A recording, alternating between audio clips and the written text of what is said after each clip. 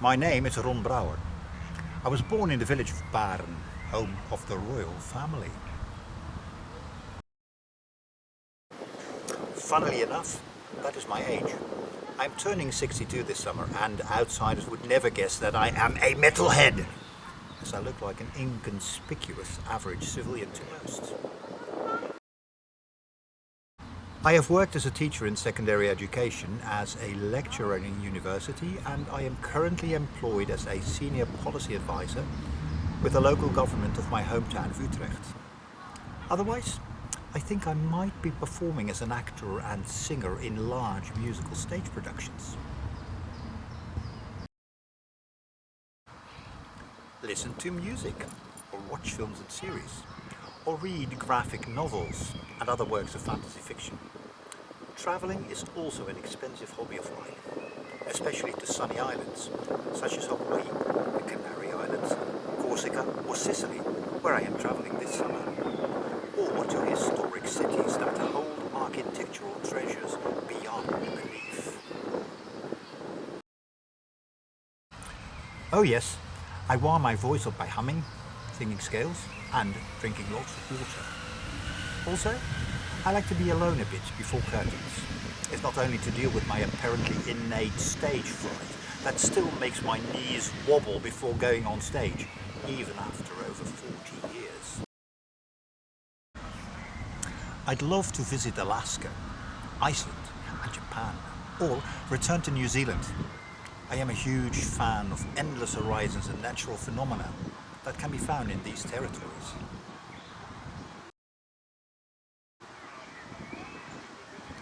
Captain Picard from the Star Trek franchise. Even more than his predecessor Captain Kirk in The Next Generation, he truly boldly goes where no one has gone before. And I too always seek new territories, new challenges, new encounters. To expect the unexpected and explore, that has always been in my veins. I have a keen eye for everything that surrounds me. And from my conviction that everybody and everything is energy and all is connected, I feel I am just the smallest of cogs in the immense machinery that is existence. Nature, certain people, and oddly enough, all kinds of technical and political developments either intrigue me or piss me off. Climate change and autocrats, things we have called on to ourselves, if you want my opinion, are two examples that I reflect on in my lyrics. Describe myself in 3 words. Well, energetic, reliable, loving.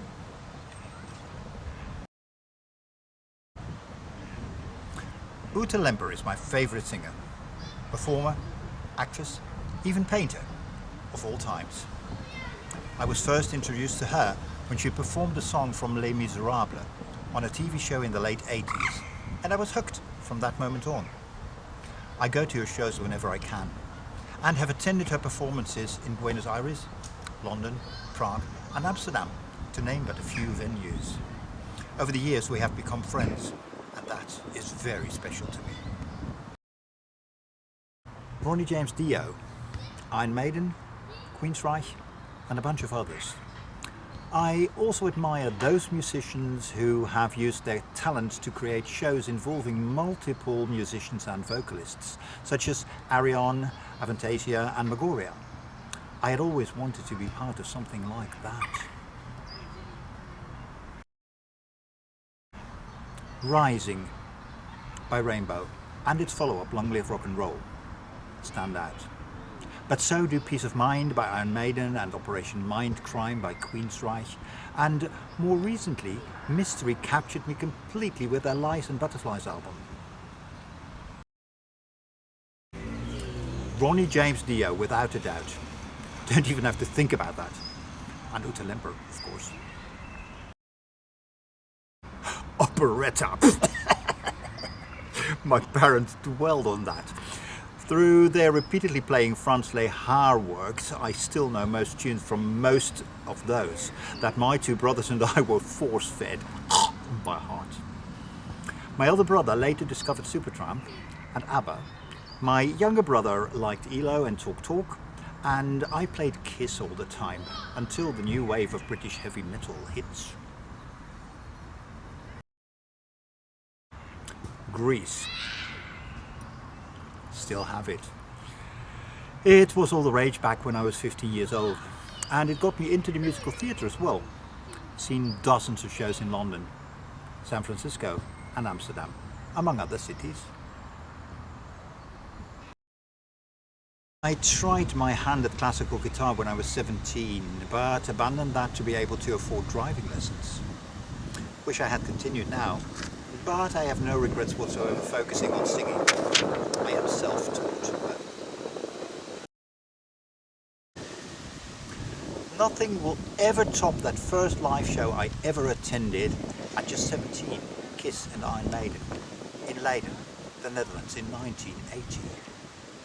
But there are many others, including Iron Maiden at Hammersmith Odeon in 1983 and meeting Ronnie James Dio in the street that day. Judas Priest in Amsterdam in 1981 and Mystery in Zoetermeer in 2018. Also, several musicals have blown me away over the years, like Les Miserables, Phantom and Sunset Boulevard. And recently I attended Starlight Express in London and Moulin Rouge in Utrecht in my hometown. And I saw Swan Lake, with the swans being performed exclusively by male dancers. Magical.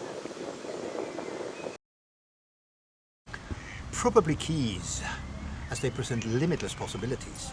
But I really, really cannot play any instrument.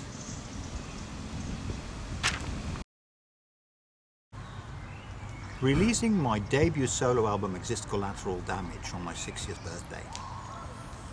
All under my own management, at my own expenses, and I started my own label, brosoundhouse.com, launched a website, a lyric video single, and manage the entire recording, mixing, mastering and release process. Out of the 300 digipack CDs I had printed, only very few are still available now.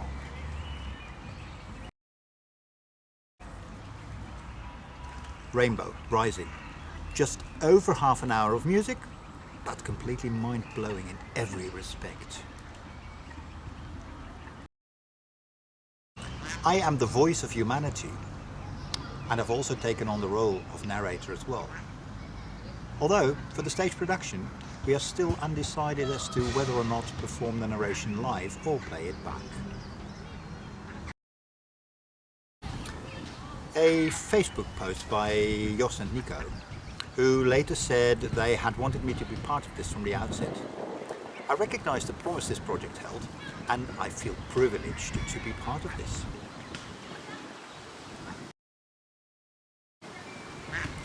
The layered aspect of it. We have set several wheels in motion simultaneously, and managing overlapping processes is a challenge indeed.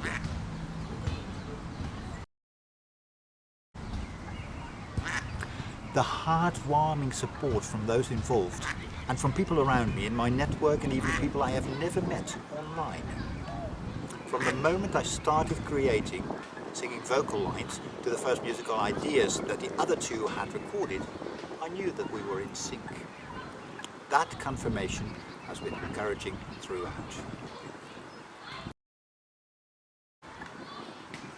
The moment the Antichrist appears, both on the record and in the theatre, especially the latter, as we have a marvellous surprise in mind there.